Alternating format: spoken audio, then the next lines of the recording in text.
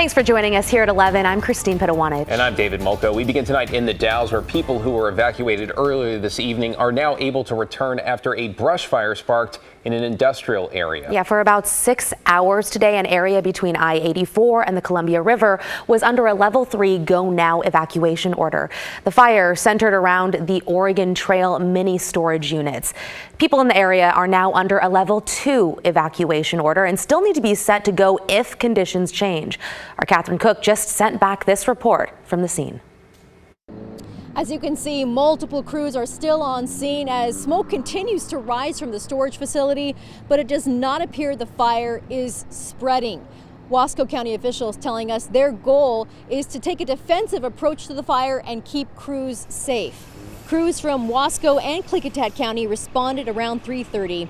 They say this started as a brush fire, then quickly spread to the Oregon Trail mini storage facility.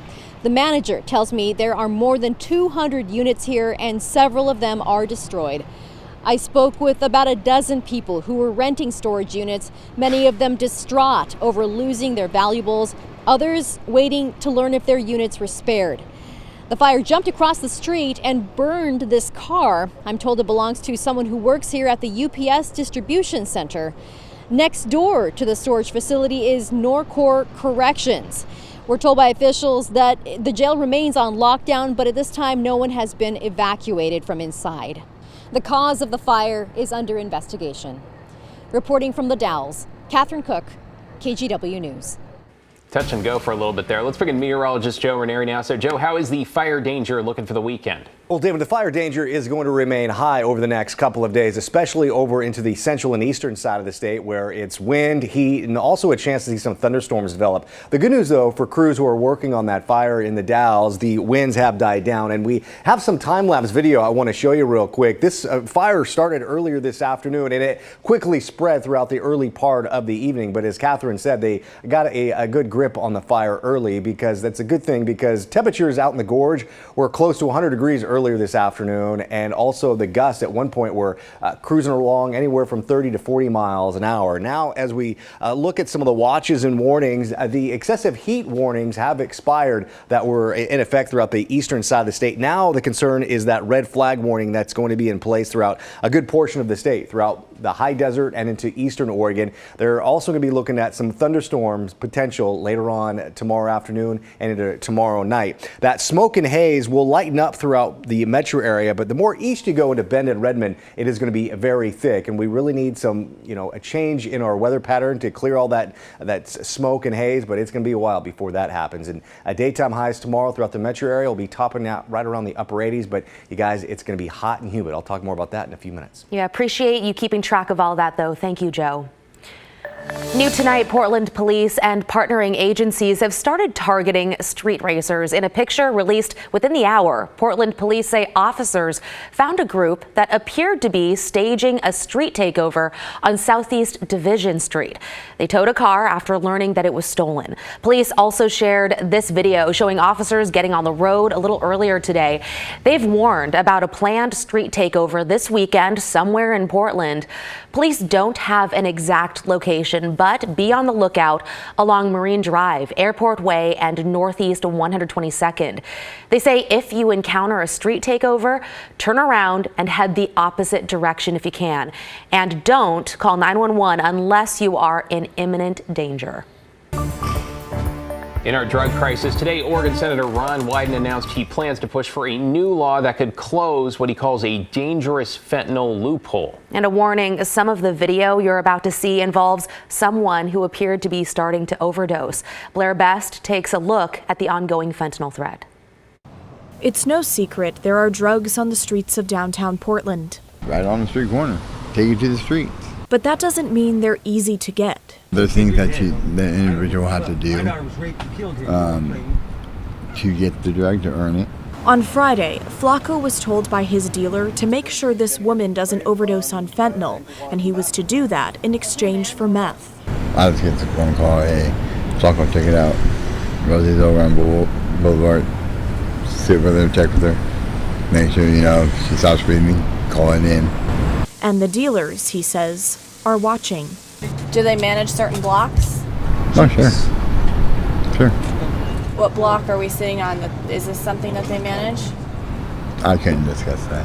It's these drug territories local politicians, including Senator Ron Wyden, are trying to disrupt. Yeah, on this side. Okay. Yeah, just over on this side. Friday morning, Senator Wyden announced legislation he's working on to stop drugs like fentanyl from reaching Portland streets. I'm going to make sure with federal law that the U.S. Customs and Border Patrol has more tools to be able to go after, in a laser-focused way, stopping fentanyl and other illicit drugs from getting across the border. A federal report shows drug traffickers mainly use Oregon state highways to move drugs and cash throughout the region, and they do so in a way to avoid traffic stops.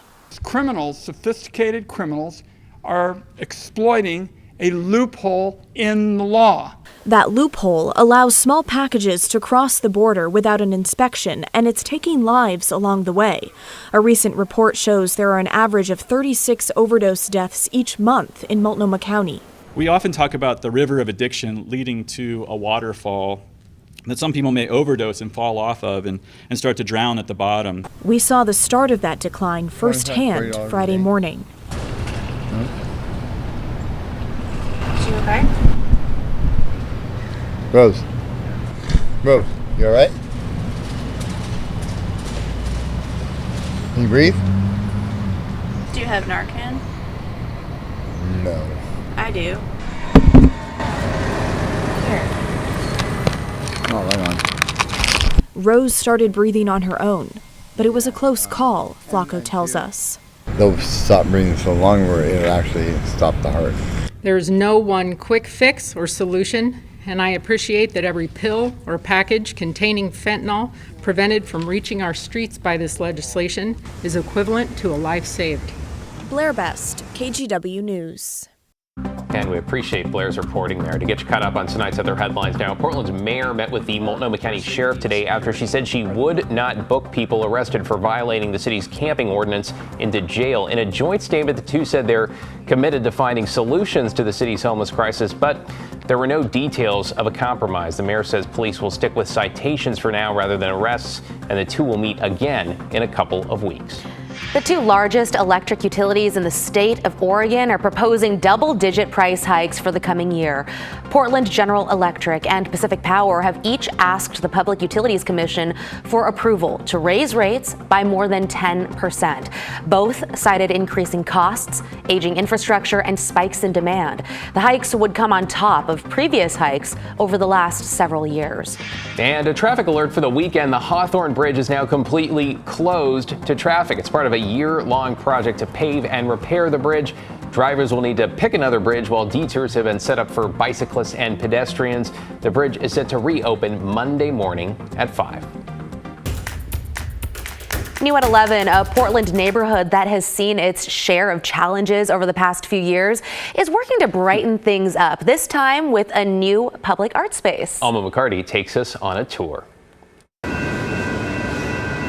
On Southeast Madison, underneath the bridge, we always had this vision for the Central East Side being a mural district. Creatives in Portland saw a canvas. It's creating a sense of community and bringing life to this place that hasn't been done in a long time.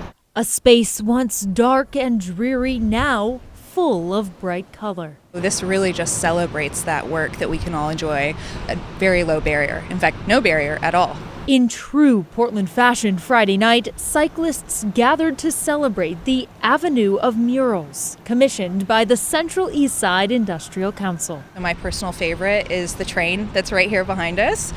We've all been stopped by a train at some point in the Central East Side, so I kind of love that one. Caroline Holcomb is executive director. We're definitely on the upswing right now, and there's been a lot of positive movement. I think if you talk to anyone in this district, they would also share the enthusiasm that we're all feeling for the future of the Central East Side. Tiffany Conklin with Portland Street Art Alliance, on board with the transformation.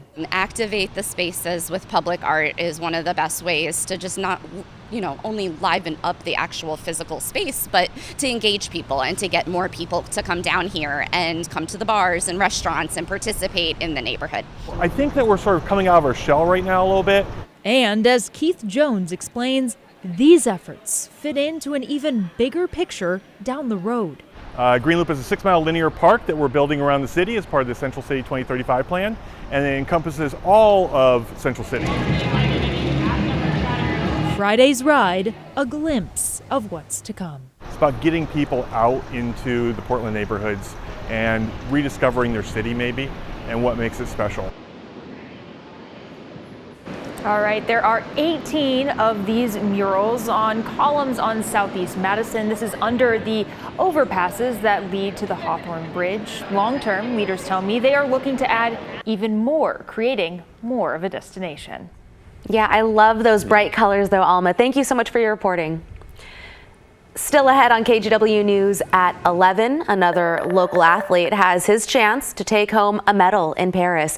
And a shout out from gymnastics star Jordan Childs to her hometown fans. Also ahead, what is free, 6 feet tall, and scattered around the Rose City? Yeah, it's captured our curiosity too, and that might be exactly the point. That's still to come.